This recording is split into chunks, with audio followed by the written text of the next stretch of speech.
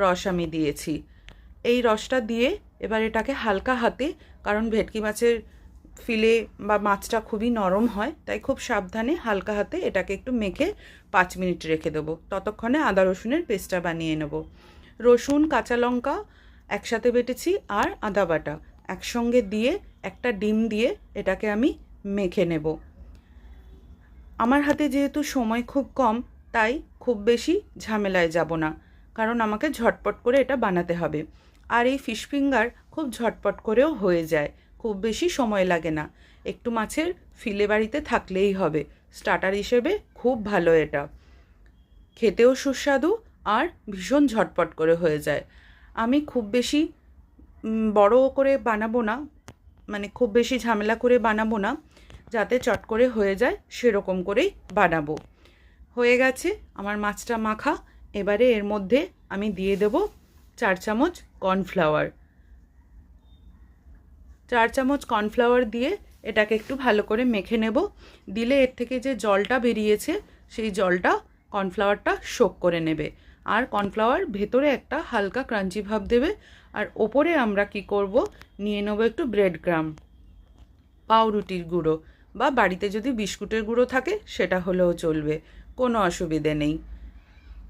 এইবারে একটা একটা করে মাছ আমি এর মধ্যে দিয়ে ব্রেড ক্রাম্বসের মধ্যে গড়িয়ে নেব, নিয়ে ওর মধ্যে ব্রেড ক্রাম্বসটা লাগিয়ে নেব। আর আলাদা করে আমি কোনো ডিমের কোট বা আবার ডবল কোট আমি করব না, কারণ ফিশ ফিঙ্গারে যেহেতু মাছটা কম থাকে, সেহেতু খুব বেশি কোটিং মোটা করার দরকার নেই। আর খুব বেশি কোটিং মোটা করলে সেটা খেয়ে পেটটা ভারও হয়ে যায়। তো সেই জন্য এটা খুব হালকা স্টার্টার হিসেবে এটা খুব সুন্দর একটা স্টার্টার হয়। এইভাবে সব মাছগুলোই আমি করে নিয়েছি, একবার করে আমি সবগুলো করে নিয়েছি।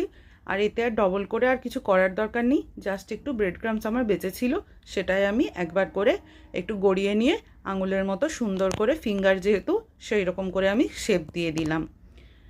এই রকম করে আমি সবগুলো গড়িয়ে নেব। ব্যাস, এটা আর হয়ে গেছে। এটা এইভাবে তোমরা ফ্রিজে স্টোর করে রেখে দিতে পারো, গেস্ট আসার আগে ভেজে দিতে পারো, সঙ্গে সঙ্গেও ব্যবহার করতে পারো, কিংবা ফ্রিজে এয়ারটাইট কন্টেনারে 1 মাস তোমরা স্টোর করেও রেখে দিতে পারো। আমার ছেলের হঠাৎ খেতে খুব ইচ্ছে হলো, দেখে বলল মা আমাকে কটা ভেজে দাও, তাই ওর জন্য আমি কয়েকটা ভেজে দিয়েছিলাম তখনই। ঠিক আছে, আজ তাহলে এই পর্যন্ত। ভালো থেকো, সাথে থেকো।